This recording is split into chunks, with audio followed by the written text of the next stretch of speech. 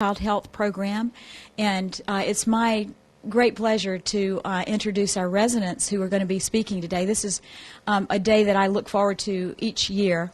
What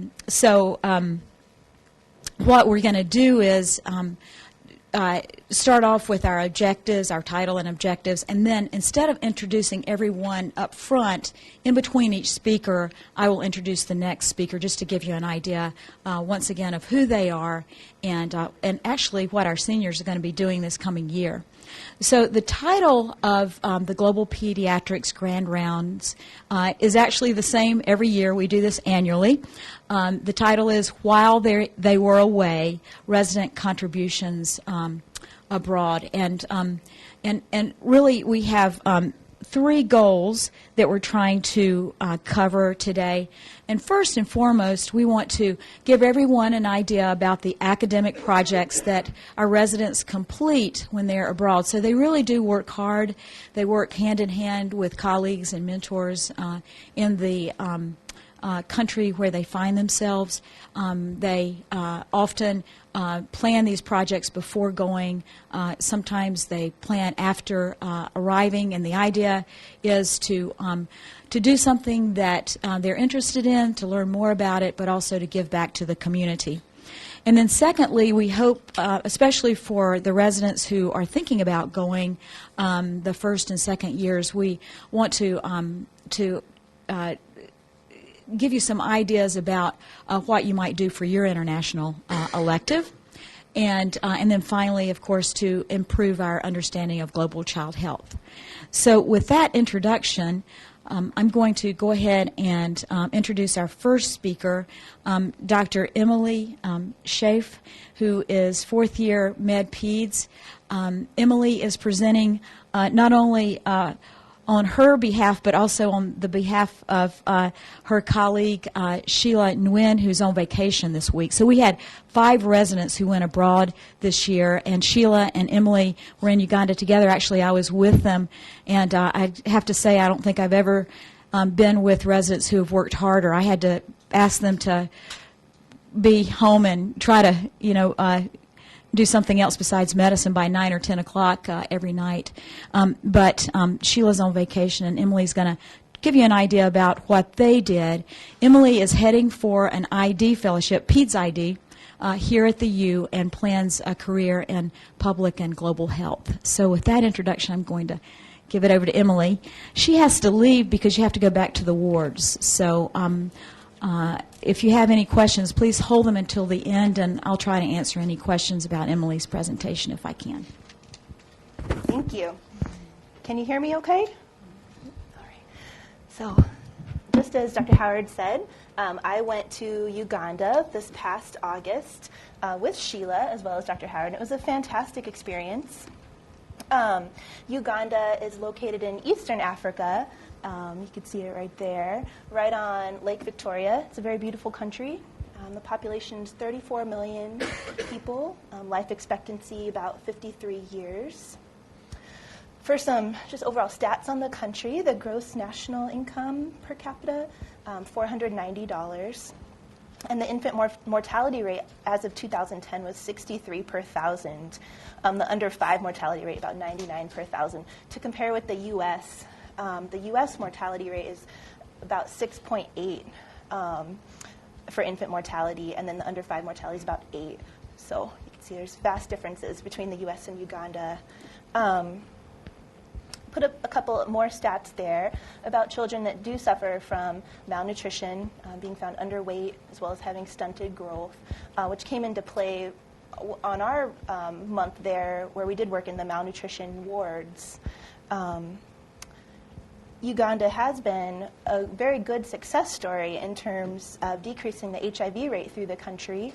Back in the 80s, the prevalence could be near 30%, and as of 2009, the prevalence is reported at 6.5%. So, and it could be even lower, but that's what I have for 2009. In terms of pediatric HIV infections in 2009, UNICEF reports 150,000 children with HIV still in Uganda. So Sheila and I spent our time our 4 weeks there at Milago Hospital, which is in the capital city of Kampala.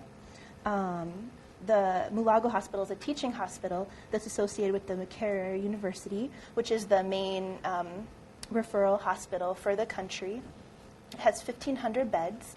It's also one of 2 pediatric residency programs in the country. There are the medicine and surgery areas in this big main part of the building that you can see up there. And then on my next slide, I have some pictures of the pediatric areas, which are in some older buildings from many years ago. You can also see all the clothes and bed linens that are lying out there on the grass.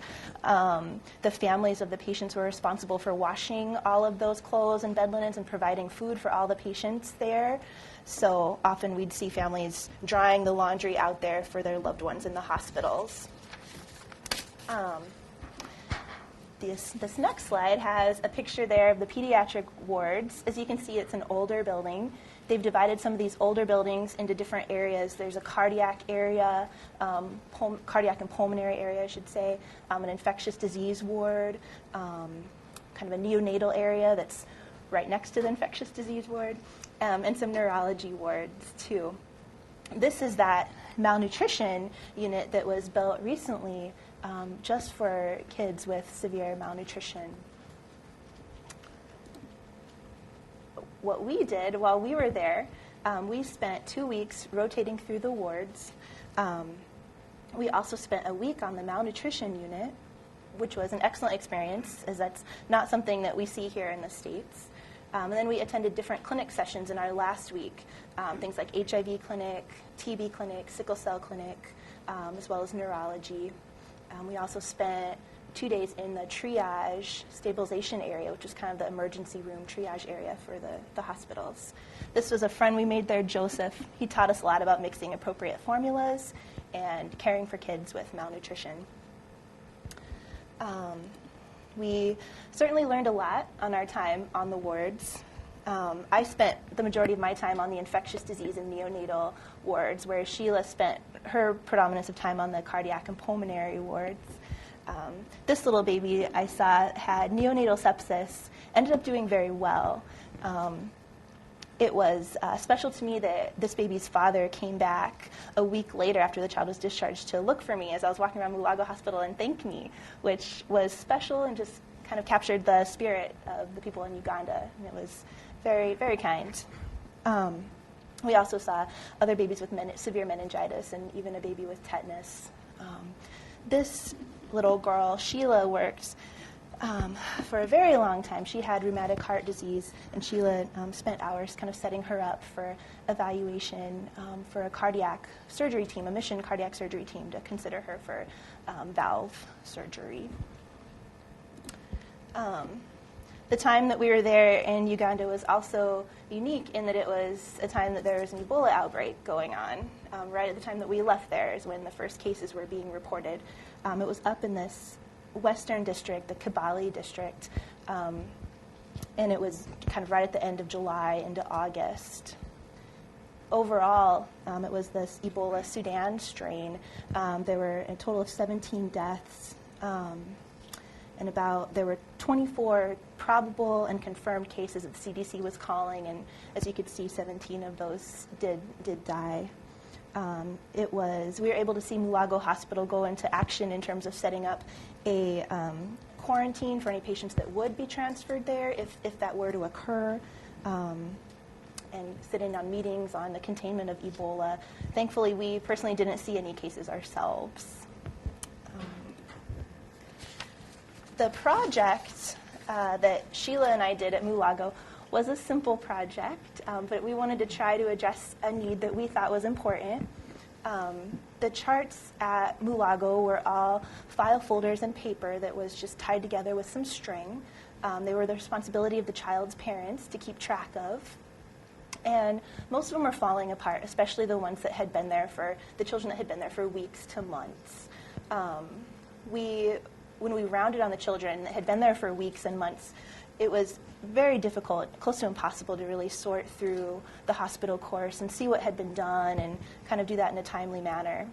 Sheila and I just wanted to see if there was any simple thing we could do that would make patient care easier and kind of improve it, working with the system that was in place. We spoke with our faculty preceptor, Dr. Opoka, there about just what small things we could add to the chart since they are the medical record, and then talked with the residents there about what they thought might be just helpful in terms of making the charts a little bit more organized. Some things we tried. We bought some thin, firm binders that for the patients that had been there for months that we thought we'd hole punch those paper charts and just stick them in the binders just for some protection as the charts were really quite falling apart. So we did that. It's from talking to the residents, some dividers, just dividing a note section as well as just one section for labs and if they had imaging or the medicines they'd been on, just to at least separate those two out would streamline rounds a little bit and have a little bit of organization. And then the last thing we created was this summary sheet, which was very basic, but our hope was that as the problems came in over the weeks of the hospitalization, it could just get added there and just have a quick place to just look at a glance at what had happened over weeks to months. And those are the ideas that we came up with. We made the sheet on Excel over there in Uganda, and then printed out copies and brought them to the wards, along with about 30 or so binders along with these dividers. Sheila and I got a few of the charts of the patients that had been there the longest, usually on the cardiac service. There were patients that had been there for weeks or even a couple months. And we just sort of organized the charts for them and filled out those sheets. And we left all the other supplies there with the residents to see what they would think and how they wanted to implement them. We got some good feedback about the charts that we put into place with those binders. It was definitely a lot more stable and a lot less flimsy, and the same with the dividers. Looking back, it didn't look like our forms were used very much, which was understandable, as it was another piece of paperwork to fill out. Going forward, we just sort of made one step. We thought this was some simple thing we could try to see if it would help, but certainly future residents maybe could work with the residents in Uganda and just see if there's anything that we could do to continue to improve patient care in a way that's sustainable there with the resources they have and that's feasible with the resources that are there. That's all. Thank you. Oh.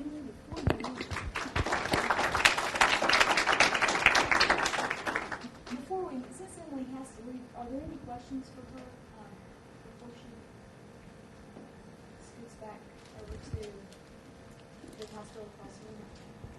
So what kind of feedback did you get from the residents about what they wanted changed? Yeah, so the charts mainly were kind of the falling apart component, and so the covers would be just torn and broken. Pages would be falling out and just shoved back in and not in any order. So what we heard was like if there's any way we could just have a little bit more order and a little bit more protection for the ones that are just there for a long time. For the patients that come in and out in days, that's fine, but just for the patients that are there for a long time, we thought those are some ways that we heard could maybe make it better. It's tricky because it's the medical record and we can't really change much, but those are the ideas we came up with, just simple ways to maybe help streamline rounds and streamline knowing what's going on with the patients. But is it an expectation there that a note will be written every day? yes, but the patients were not everyone got rounded on every day just because of the volume of patients. So whenever the resident or the intern saw the patient, then they wrote a note in the chart, but then just not every day. Maybe standardizing that note with sections or something. Yeah, that's what we were hoping, just have a section for notes, but then pages would fall out. Standardize the note, with, some note, with our subjective, objective, and analysis plan, something like that. Yes, that was done. That was done. Yes. Yep.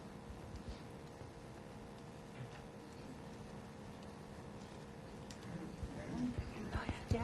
Were your folders reusable? Yes, so they were just plain binders. So we were thinking, what we did, we just hole punched that paper chart and just stuck it in the binder. So the paper chart was still there, intact, not changed, since that's the official record. And we just thought we'd just protect it with our little binder, and then they could take it off and use it for the next patient that stays there for months. again, it's sort of the tip of the iceberg, but that was what we came up with. What did you see by way of neonatal sepsis? Was it herpes strep, E. coli? So we don't know. So blood cultures, Dr. Howard could probably attest this, were just kind of notorious for not growing. So often babies may or may not have had a blood culture. They certainly didn't have LPs done unless they had bulging fontanelles, scissoring, like obvious signs of meningitis. So the babies just got treated for febrile neonate, just got treated empirically because for some reason the residents always said the blood cultures just did not grow. So they usually didn't have them. There have been studies done there with sort of better blood culture systems. There's a lot more gram-negative infections, and herpes strep is much lower on the list of gram-negative infections in most African countries. So that might be a future QA project years from now to improve etiologic diagnosis. That would be very interesting. Yeah.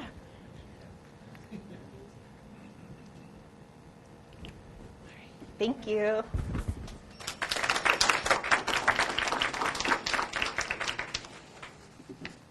While Emily and Ryan are exchanging or handing over the microphone, I'd like to introduce Ryan. Most of you know Ryan Smith. Ryan's a third-year pediatric resident, and ever since I've known Ryan when he first came, he's been interested in immigrant health, and he's actually stuck with it. He's a fluent Spanish speaker, and he's going back to his home in Kansas to join faculty at the University of Kansas. He's going to be working in the immigrant community there, and we're hoping that he'll go back to Bolivia, so talk about his experience in Bolivia, and we look forward to sending our residents with Ryan to Bolivia in the near futures. Yeah. Well, as Dr. Howard said, I did go to Bolivia, Chile Market, which is effectively a suburb outside of Cochabamba. So here's Bolivia, here right in the center. Here's the state of Cochabamba, and right in the middle of the state of Cochabamba is Cochabamba, and about 5 miles outside of Cochabamba is Chile Marca. Flip it over. Now everyone can actually hear me? Okay. So here's Bolivia, here's Cochabamba, and this is the lost territory from Bolivia. You can see here they've lost their coastline. They're asking kindly for it back from Chile, and they aren't too excited to abide. But it's kind of built into the Bolivian psyche, again, that they've lost quite a bit of land. There's been quite a bit of political unrest and societal unrest.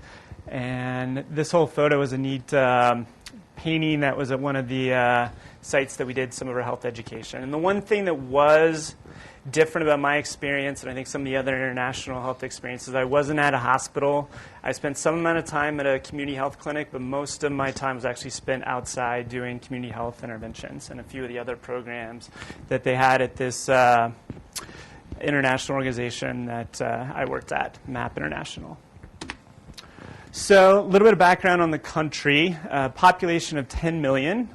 The gross domestic product per person, basically adjusted income, considering cost of living, is about $5,000 U.S. compared to $48,000 in the U.S. Infant mortality is significantly higher than the U.S., 42,000 per 1,000 live births. And it's also important that even some of their peer countries and neighbor countries, such as Peru, have significantly less infant mortality than Bolivia has.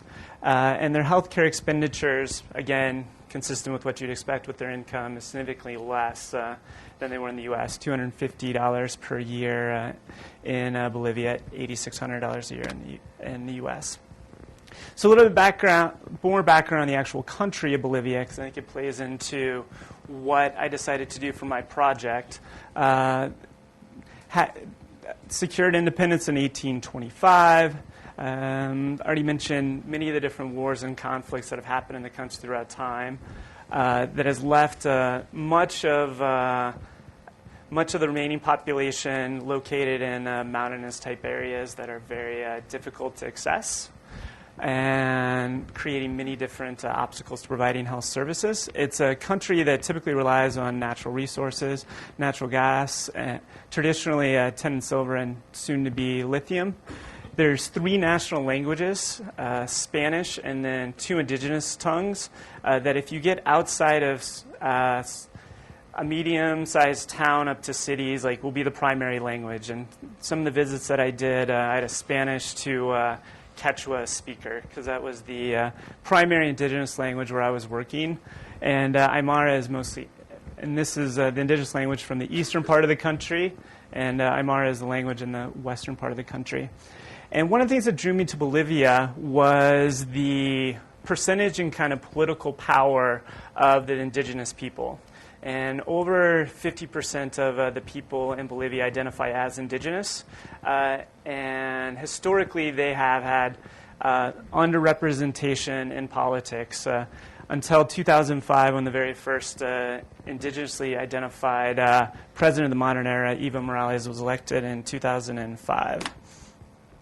So the organization that I worked with, and to give you an idea about my typical day, because there really wasn't a typical day, working, splitting time between 5 different programs at this organization. There was an elementary school for which I did child exams, which was largely checking a weight and making sure they didn't have scabies.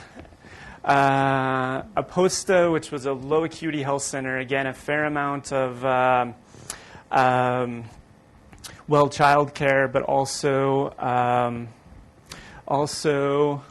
some acute, kind of low acuity sick care, lots of viral URIs. Aprendiendo las Diferencias, a program that works with disabilities, providing support services such as physical therapy and occupational therapy, and also doing some advocacy and legal work on behalf of about 80 children and adults with disabilities. And with my experience, one of my most valuable experiences, I think, with my time in Bolivia was with this group doing home visits to about 25 of the children, both in the community of Chile Marca and some of the outlying communities of children and adults with disabilities. Salud Integral was this program that provided some basic literacy education, but also some health education to these outlying areas up in the mountains that, as the crow flies, were pretty close, about 60 kilometers or so, or about 30 miles, but took about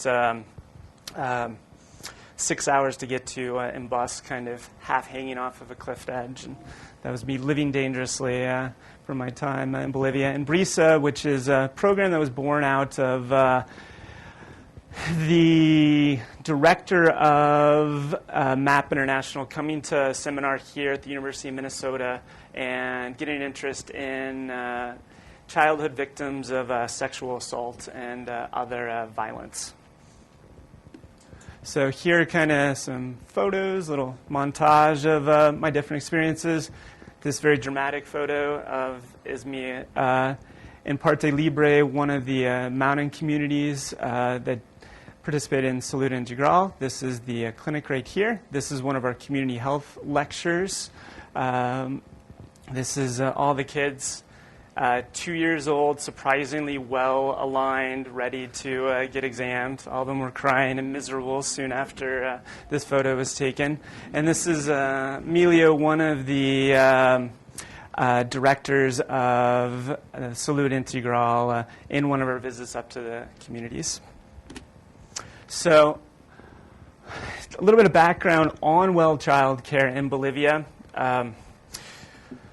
The formal training on well child care in Bolivia can be somewhat limited. It's usually focused on, appropriately so, vaccinations and basic points of growth, basically being able to chart someone on a growth, but not much understanding of kind of trends, the different indices, OFC, weight versus length, weight and length, and how all of those pull together into the kind of clinical condition of a child.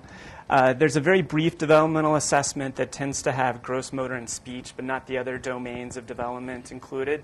And limited exposure and understanding of anticipatory guidance. Has a very similar infant schedule to the U.S. with one to 2-week visits, 2 months, 4 months, again, following vaccination requirements.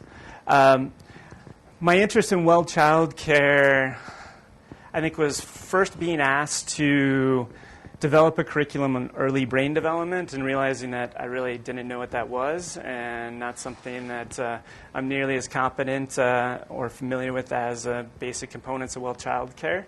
And I thought, in particular, this was a great time to try to increase a more present a more robust well child encounter because Bolivian children were more often coming to the doctor. In 2007, in the third year of the Morales administration, they implemented a cash transfer program, which was an idea that's pretty prevalent throughout South America to provide incentives for socially responsible activities. It grew out in Brazil in 2002, encouraging poor rural children to go to school, and it's kind of expanded now into health. And so all Bolivian women receive 80 Bolivianos, or about $10 for every prenatal visit that they attend, and they get 50 Bolivianos, or about $8 for every time that they bring their child to a well child appointment.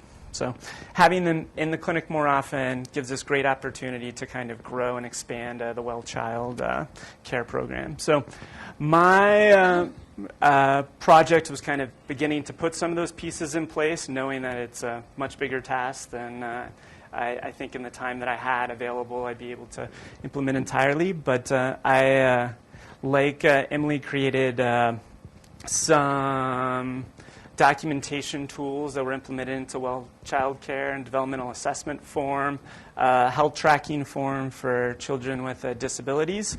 I gave a lecture on growth and development and how to interpret growth charts. And I implemented a growth chart application for all of the school-age well child visits that we had, which the infant well child visits had growth charts associated with them, but the school-age visits did not. So I didn't collect any quantitative or qualitative measures, but I think there's a lot left to do. Here's my developmental screening form. This is basically weight, exam findings, and basic anticipatory guidance here. And these are screening assessment by the different domains of development. And here is one of the health maintenance forms that I created for children with disabilities and some at-risk children, such as a few that I did home visits for that were suffering from malnutrition. So, like any project that starting at the very beginning, there's plenty of room for improvement and growth. I'm excited to get a chance to have these 20 home visits of children with disabilities and creating these forms and these goals for health in the next year. It's exciting to have future residents. I know Dr. Mike Taylor is planning on going next year, and hopefully I'll be able to work with my new job to get down there with either KU or U of M residents to kind of see how these kids are doing. There's also a great opportunity, I think, to expand the number of lectures kind of related to well child care. One's kind of focusing more on anticipatory guidance, vaccinations, and there's a long list of different things that could be addressed. And one of the things that for the school-age children, these well child encounters are kind of completed throughout the school day and are somewhat isolated from the parents. And I think if you talk to a lot of people within Bolivia, a lot of the concern is that there's not enough engaging parents into the health of their children, specific with fathers. And so I hope that in future visits that'll provide us some sort of opportunity to do that. And I think that's it. I'll hand it over to Brandon. Yeah, Dr. Chavers. They're all in Spanish, yes. And I had thought about Quechua. Again, most of the people that speak Quechua are illiterate, and we were going over the utility about whether to write the forms in Quechua or not, but that's something that may be done here in the future. But I was there for 2 months. Sorry, my apologies. Yeah. How were your talks and your lecture received for you? You felt you got it across, or what carries it on? I felt so. I mean, the family doctor who I worked with, I think, was very appreciative about having like that formal lecture to go back to, and I had kind of copies posted both in the provider rooms, and then I also distributed some of the other staff and some of the other programs. But I think they were well received. I didn't ask for formal feedback, but Thomas, yeah. So I was wondering what sources of information you use to develop your anticipatory guidance. Yeah, so I mostly used the CDC site and their suggestions on child development. I did a fair amount of mining. Lose my mind here. The Well Child Guide for Healthy Children. So the thing that came to my mind was the safety issues and how Yeah. those are obviously going to be unique to each setting. Yeah, yeah. So I was wondering, like, how did you know what to put? You know, so an item like keeping a child from falling into a cooking fire, that kind of thing. Yeah. And I will say that I didn't adjust my kind of safety concerns specific to rural type areas compared to the city type environment. That was the majority of kids in Chile-Marca clinic that I worked at. So I mean, most of them were kind of more typical related to the kind of safety concerns that you'd have here. So that might be a project for down the road. Absolutely. To really understand what are the issues It's a around fantastic access idea. and Absolutely.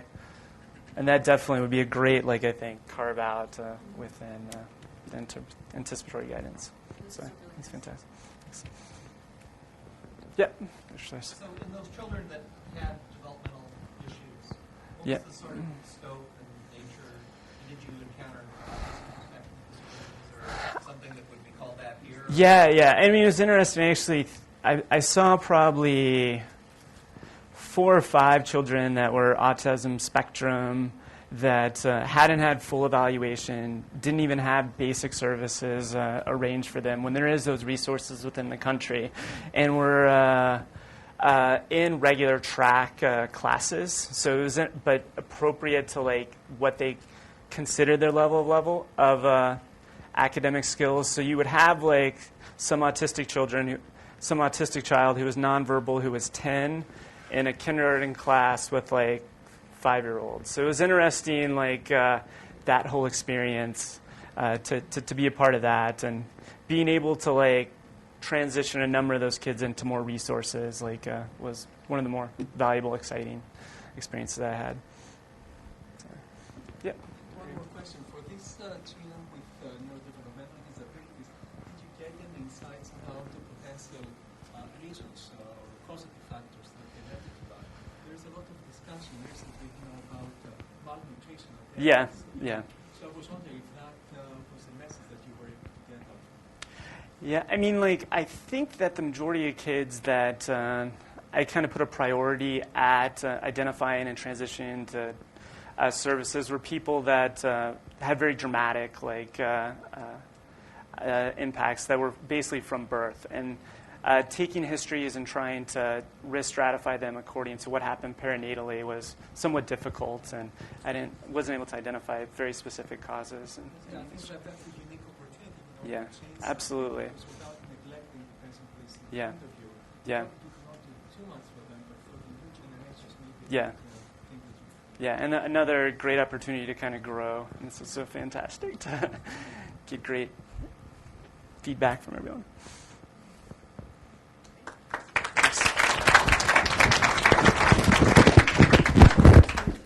Speaker is Dr. Brandon Hayes. Brandon is also a third-year Pediatric Resident. He will be going to Cincinnati Children's to do a cardiology fellowship and plans to continue his work in cardiology and global health. He's particularly interested in heart disease. And Brandon had the opportunity to do what, for the residents here, to do what we call one-off elective. So we don't have a partnership in Gabon, but Dr. Johansson, some of you know, who's the cardiologist and really rheumatic heart disease specialist at Clinical, was going to Gabon at a time he met when Brandon was down. So Brandon had the opportunity to travel with him. Over to you. You're ready. Yeah, I'm mic'd. All right, good. So, yeah, I went with Dr. Johansson, which was a great opportunity for me. And he's an adult cardiologist, but sees a lot of kids as well with cardiac disease out there. And he did help me a little bit with a couple of these slides, but we'll see. So I went to Gabon, which is in the western part of Africa over there on the equator. Here's a up-close view of Gabon, and let's see here. Libreville is the capital city here, where about a third of the population is, and the hospital I went to is a little bit further away than Muila, so it was down here about a 10-hour drive from the coast and from where our plane landed. And we'll come back to this in a second. So someone who made kind of medicine in Gabon a little famous was Albert Schweitzer, who was kind of a German and French theologian, musician, philosopher, and physician, and actually went to medical school around age 30 and was a medical missionary to Gabon. He ended up winning the Nobel Peace Prize for his philosophy called Reverence of Life, but he founded the Albert Schweitzer Hospital in Lambaréné, Gabon, which is about a 14-day raft trip in from Port Gentil. And so here's Port Gentil here, where he would take a boat and kind of land there and then go on this Ugui River to Lambaréné. And so we actually drove through there and got to see his old hospital, which is still sort of a museum at this point, and see his gravesite and all that stuff. It was pretty inspiring and cool. So a little more about Gabon. So the population is pretty low. It's only about 1.5 million people in the country. And like I said, over a third of that is in the capital city of Libreville. So the rest of the country is pretty sparsely populated. The size of it is about 100,000 square miles, which is pretty close to the size of Colorado. And in comparison, Colorado, one of our lessly populated states maybe, has about 5 million. So it's much less than that. The under 5 mortality rate is about 75 per 1,000. And life expectancy is about 62 years. The economy of Gabon is actually relatively strong in Africa. The GDP is about 14,000, and it's 4 times that of many African nations.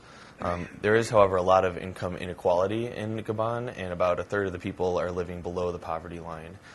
So kind of in comparison, some neighboring countries like Congo and Equatorial Guinea have much more poverty than Gabon does, so this leads to some immigration issues, and there's kind of corruption issues and such things in the developing world.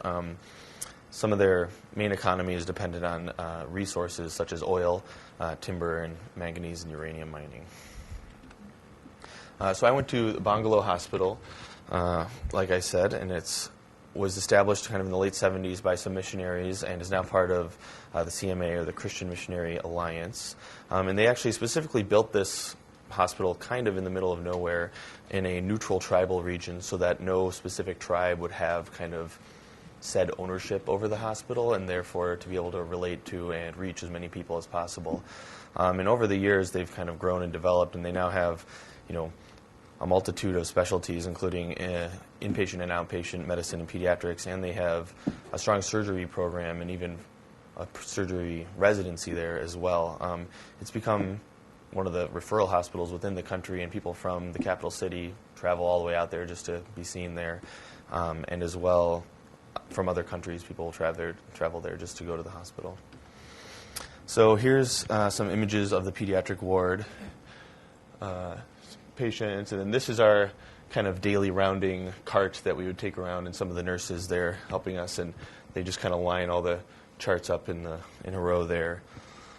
So a typical day for me was usually in the morning. I'd round on the pediatric ward, but we'd also go to a different building that was kind of a maternity ward / NICU at times.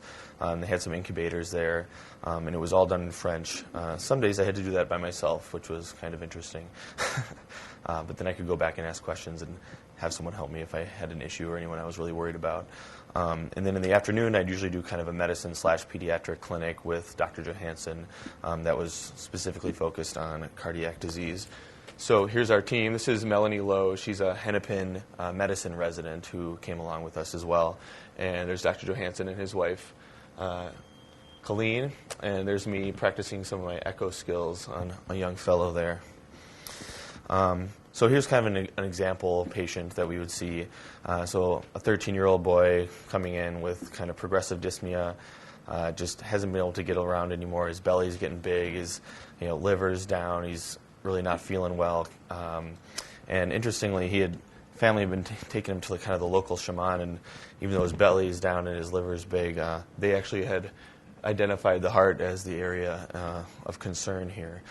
And so to jump to the case, we did an echo of him, and you see here his kind of enlarged left atrium, and this is a peristernal long axis view with the left atrium is the left ventricle, and you can see a little bit maybe the aortic valve up here, but the mitral valve here is very thickened and kind of sclerosed and has trouble opening and closing and doesn't function well. So this is an example of rheumatic heart disease that I saw. So kind of just, this isn't him, but to show you, this is kind of the sclerosed valve here, and my pointer is dying, or I'm covering it up. There we go. So this whole line here is kind of the junction of the anterior and posterior leaflet that should open completely with each diastole, but instead of that, he's just got this little hole, for example, to kind of fill up. So if he's resting, sleeping, and his heart rate's 60 beats a minute, and diastole is about 2/3 of the heart cycle, he's got about 2/3 of a second to kind of push all that blood through into the ventricle. But then if he gets moving and starts running, and say his heart rate goes up to 120 beats a minute, he's only got 1/3 of a second to get it all through there, and you can see how that's not going to go so well for him. So this is just an example of a surgical valvotomy, but not what he had done. I think he actually ended up getting referred and getting a balloon valvuloplasty. And now I can't go any further. I don't know. What'd I do?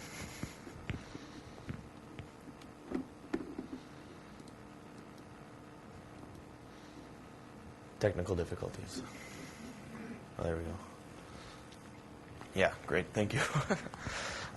So some information about rheumatic heart disease. It's responsible for about 230,000 global deaths annually. About 15 million people are estimated to be currently affected by it. And in many parts of the world, about 1% of school children show signs of the disease, but that doesn't mean that they don't have it kind of occultly going on. It is the most common acquired heart disease in children in many countries of the world. And actually the progression of rheumatic heart disease can be prevented by giving kind of scheduled regular antibiotics, which would be kind of secondary prevention, so preventing it from getting worse. So kind of talking about rheumatic heart disease a little bit and the options we have. So could just replace all their valves or do things like this, but that's a pretty expensive endeavor to get into, and you'd have to kind of long-term anticoagulate these patients, which is very difficult to do in these settings and hard to monitor, and it has its own inherent risks. And as someone has put it, it's sort of like attempting to mop up water on the floor while leaving the faucet open. So it's a little late in the game. So kind of an upstream approach of trying to tackle rheumatic heart disease is really more kind of economic development in general, and hygiene and things like this, but also primary prevention of rheumatic fever, like we do in this country, treating strep pharyngitis with antibiotics, and then kind of looking at doing echo screening for secondary prophylaxis, and you can get into then open heart programs and balloon valvuloplasty as well. So my project was kind of an academic thought process, let's call it, that Dr. Johansson kind of asked me to think about, how would we actually go about screening, say, a population here in Gabon, or the whole country of Gabon, or the whole world, if we're going to try to screen kids for rheumatic heart disease, and kind of get me to think about this. So my goal was to kind of outline the resources that would be needed and how we'd actually go about doing this.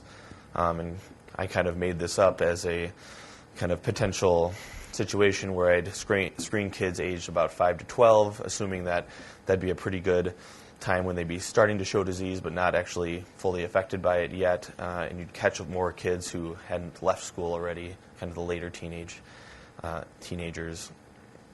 And so I assumed just 100 kids per grade, so about 800 children that I was going to try to screen. And how would I go about doing that?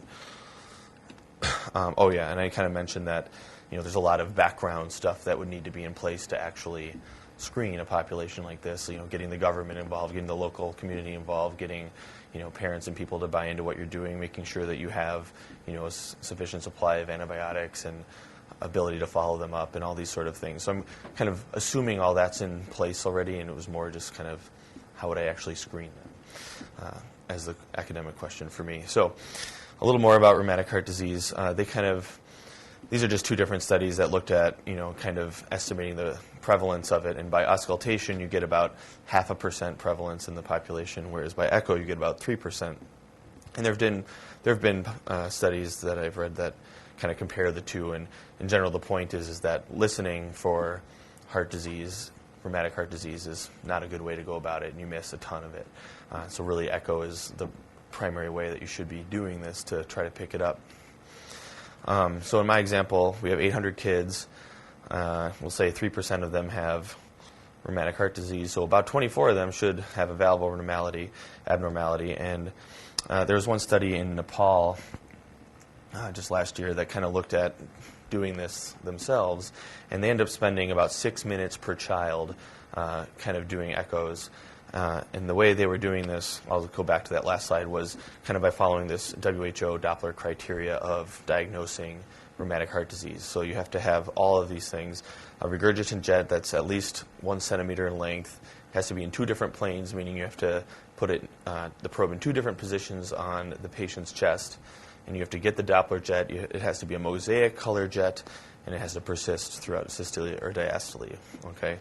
So for spending 6 minutes on each kid doing this, just for my little town that I was going to screen, it would take 80 hours just to listen or just to screen all these children. And the question kind of gets raised in my head, how are we going to be able to do this? It's 2 full-time weeks of just echoing kids just for that little town. How am I going to do this for the whole country or for the whole continent? That seems like a lot, doesn't it? So I guess in my experience in clinic with Dr. Johansson, I really, got used to doing a lot of echoes and getting used to this parasternal long axis view, which I'll show you again later. But my theory was that you really could actually see everything you needed to see and evaluate the mitral valve and the aortic valve in just the parasternal long axis view, so just in one view. And couldn't we screen kids using just one view, and wouldn't that save a lot of time? That was sort of my question. So I then suggested that the resources that we'd need to actually do this project would be to get support from the local government and have a couple ultrasound machines and some technicians, and get 2 rooms and have one to register the kids and have another room to actually screen the kids. Turn the lights off in that room and get a good view. And I say approximately 2 to 6 minutes per child, because I'm thinking if we only do one view, it actually will save about half the time, I would guess, in terms of actually doing it. And then we also need antibiotics, and I chose using benzathine penicillin. There are other treatment options, especially oral options, which may be more efficacious in preventing rheumatic fever, but I think just in terms of this setting and having a steady supply, things that don't need to be refrigerated, I think the injectables are only needed to be given weekly. Or no, monthly, I believe. And so that's probably the best option for this sort of scenario. And then the ability to follow up as well. So here's kind of that parasternal long axis I was talking about. So you just put the probe here on the kind of the left side of their chest, and it's the angle of the little probe marker is towards their right shoulder. And then you can get a pretty good view here. This is the left atrium, and here's the left ventricle. Here's the mitral valve here that you can see that's thickened in this patient. And here's the aortic valve that actually looks pretty thin and good. And you can actually put a Doppler screen or a color screen on this, and that will kind of cover both valves. And here's an example here of kind of this mosaic jet coming up, and that's mitral regurgitation. So that's in systole squirting back into the left atrium. And you could see stuff on the aortic valve as well. So doing that, just one view, boom, instead of having to then find another view and spend all the time, I think would be an interesting endeavor. So then I suggested, we'll get all the kids, kind of do one grade at a time, do first grade first, let's say, and really, if I spend 3 minutes on each kid, that would take about 5 hours to do a grade, and so then theoretically in 8 days, I could have all the kids done. And my protocol would be to do one-view echocardiograms with the parasternal long axis. If we had 2 echo machines, that would make things go faster, and then enroll the subjects in secondary prophylaxis programs if they met criteria for it. So I then presented this all to Dr. Johansson, and he was like, "Oh, that's pretty interesting. We actually did that exact study already, and we haven't published it yet, but they found that they didn't miss any cases of rheumatic heart disease by just doing the one-view versus the two-view protocol." So it's nothing grandiose and extreme, but being able to screen a whole country, if you save half the time, it ends up being a big thing. So here's some of my resources. There's my wife who got to come on the trip as well, Deb, at the hospital, and every talk should end with a cute picture, right? So that's what I got. I see Dr. Chavers. At that hospital, everyone has, they basically, so it's part of a missionary hospital, and they do have kind of a flat rate that people pay. And so inpatient pay is a set amount. I'm not sure how much it is, but it's everyone has to pay for it.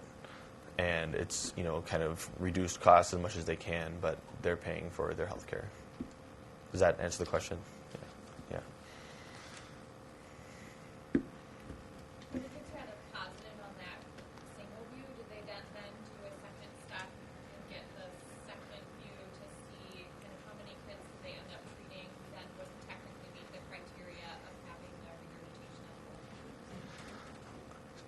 So I'm not fully sure of how Dr. Johansson did his other study to be the exact specifics of it, but I think they would do the same kids and have one person do the two-view way and one person do a one-view way and have them not talk to each other and see how many they got, and they all got the same amount of kids. Does that make sense? Yeah, I guess I'm just wondering, do you end up, if you only do the one view, do you end up treating some kids who wouldn't actually meet? No, because if they met criteria on one view, then they would definitely. Oh, I see what you're saying. If they wouldn't have it in the second view, I don't know that answer.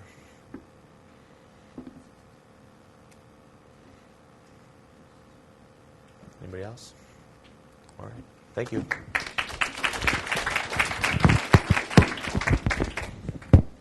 Our last presentation is from Kate Satrom. Katie's second year, going into her third year, starting in July. Katie's not here. She's in Cameroon, but she sent us a video. It's a 4-minute video, so we thought we would show it and to complete. So we're gonna scoot up the coast just a little ways in West Africa to Cameroon, where Katie is, and I think we'll be coming home this week. So, Dr. Satrom.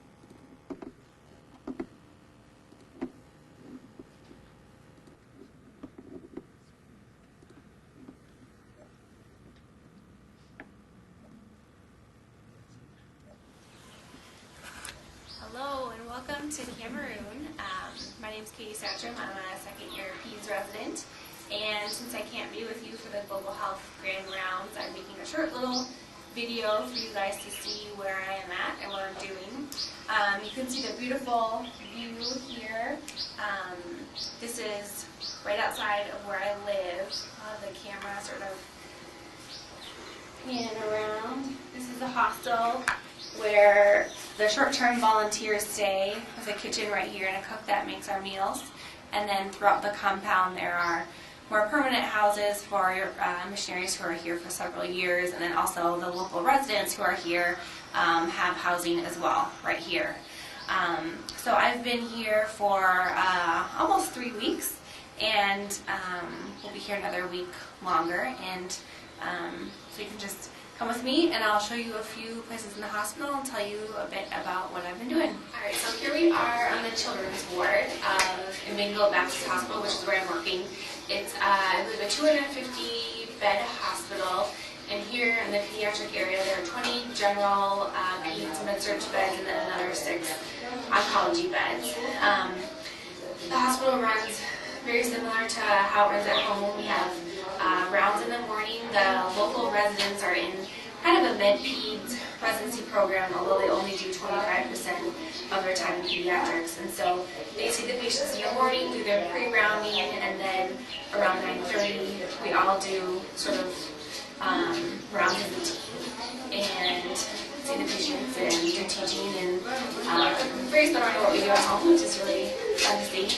And next we'll head over to the nursery and I'll show you our little newborn area and our little mini NICU where we have some patients right now. Alright, so here we are in our little NICU closet. Right now we have two little babies, both 26 weeks. The first one here was born the day I came, and so it's been really fun to watch her grow and do well, working up on feeds. And both of them are on bubble CPAP right now for respiratory support.